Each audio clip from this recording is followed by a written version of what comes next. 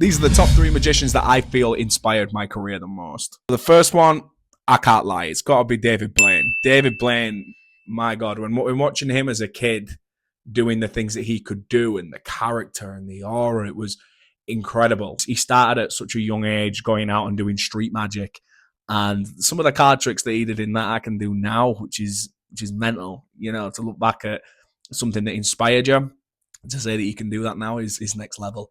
And just a side note, his playing cards, in my opinion, this is just the weird side of me, his playing cards are by far the best deck of cards that have ever been produced.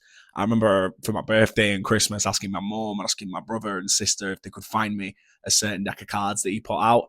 And a couple of years ago, my brother actually bought me that deck of cards, and it sits on my mantelpiece upstairs. So David Blaine's playing cards are the greatest. That's all I'm going to say on that one. Number 2, I would have to say Criss Angel. One of the best tricks I ever saw from Criss Angel was arguably when he cut someone in half and then they both pulled it aside, and she crawled away at the end. That's the thing that made me really open my eyes to this type of magic that goes on in the world. I like looking at the things that he puts out there because it's very different. It's very, very different to the magic that you see in the modern age now. When I was first getting into magic, I actually saw Criss Angel on an episode of Monday Night Raw, and he was promoting, I believe, his Platinum Magic set, or it might have been, yeah, I think it was his Platinum Magic set that had just come out.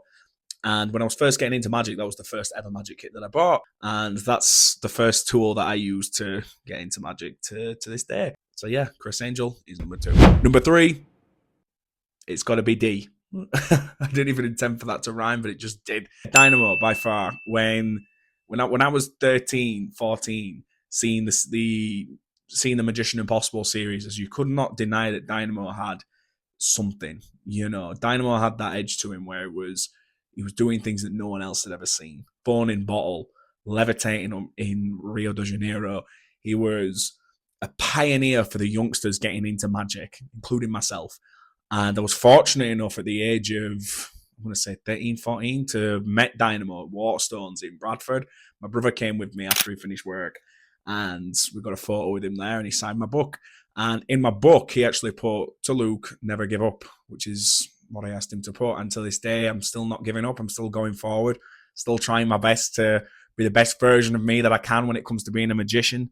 So, yeah, Dynamo, by far, massive influence on my career. A great guy as well when meeting him in person. He's been very kind whenever I've met him and had the time to speak to me about certain things in the past.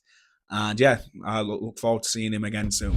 So there you have it. Those are my top 3 favorite magicians that got me into doing magic to this day. Thank you so much for watching, and I'll see you next time.